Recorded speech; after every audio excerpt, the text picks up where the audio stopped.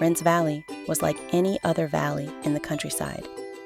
It had foxes that were always scampering, owls hooting, and deer bounding. But one day, something astonishing stirred the quiet of Wren's Valley. It was a chilly, foggy morning when Elara the deer gave birth to her little fawn. The fawn had wide, curious eyes, a soft snout, and 4 nimble legs. But there was something remarkable about this deer. Her coat gleamed a dazzling blue. "That's just fine," said Elara with a tender nudge. "She's a one-of-a-kind fawn, and I cherish her as she is." She named her Vesper, but all the valley creatures, from Ollie Owl to Fiona Fox, called her Blue Vesper. Blue Vesper was gentle and spirited, romping through the valley and befriending every creature. The foxes shared their burrows for hide and seek, and the owls taught her to listen to the night's whispers. But the other deer in the valley wouldn't graze with her. They flicked their tails and murmured among themselves, ignoring her completely. Blue Vesper couldn't understand why the deer rejected her. She felt like an outsider in her own herd. Whenever she tried to join the deer at the meadow's edge, they'd leap away, tossing their heads and chanting, "Blue Vesper, you're not one of us. Your blue coat makes you no deer." Their words cut deep, and Blue Vesper's heart grew heavy. She wondered why being different felt so wrong. One crisp evening, news rustled through the valley. A ranger named Mr. Calder was coming to inspect the wildlife. Whispers spread that some valleys were being opened for logging, and the creatures feared Wren's Valley might be next. The deer gathered in a clearing and decided to conceal Blue Vesper in a bramble patch so Mr. Calder wouldn't see her. Lorna, deer, the proudest of the herd, snorted. "Blue Vesper isn't a true deer. If the ranger spots her blue coat, he'll mark our valley as strange and cut it down." The other deer nodded in agreement. Blue Vesper overheard their scheme, and her eyes filled with tears. She didn't want to be tucked away in the thorns.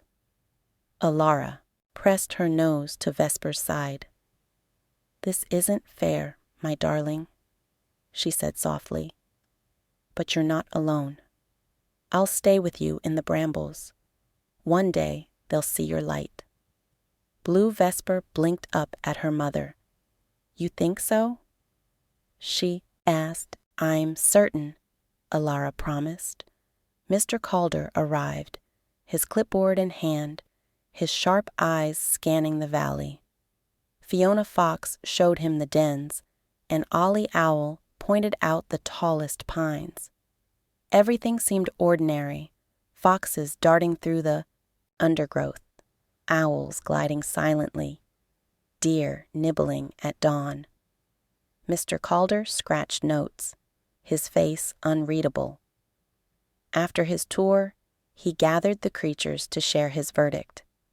"This is a fine valley," he said, "but it's much like others in the countryside. With so many valleys, some may be logged. I'll need to report to my supervisor." The creature's heart sank. Ollie Owl hooted mournfully. "Wren's Valley is our home. It stood here for generations." But Mr. Calder shook his head and turned to leave. As he crossed a stream, Mr. Calder slipped on a mossy stone, and a shimmering blue droplet splashed onto his boot. Lorna Deer tried to kick dirt over the glowing water, but it was too late.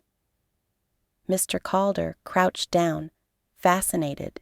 "What's this?" he asked, studying the radiant liquid.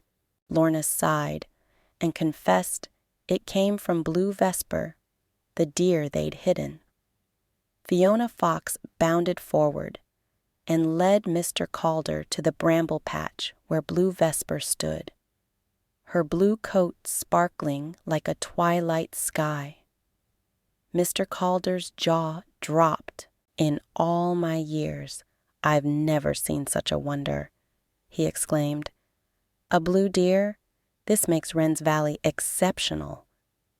Lorna Deer stomped her hoof. But she's not a real deer. She's blue. Mr. Calder raised an eyebrow, surprised. That's exactly what makes her extraordinary, he said sternly. Blue Vesper is a marvel, and you should honor her presence. Blue Vesper's spirit lifted. She'd always thought her blue coat was a fault, but now she saw it was her glory. Mr. Calder's report declared Wren's Valley a preserved sanctuary, all because of Blue Vesper.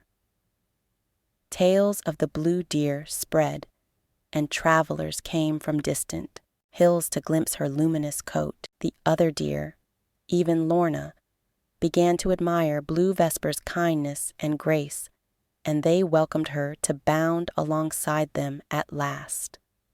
Wren's Valley thrived, and Blue Vesper pranced proudly, knowing that being different was what made her truly magnificent.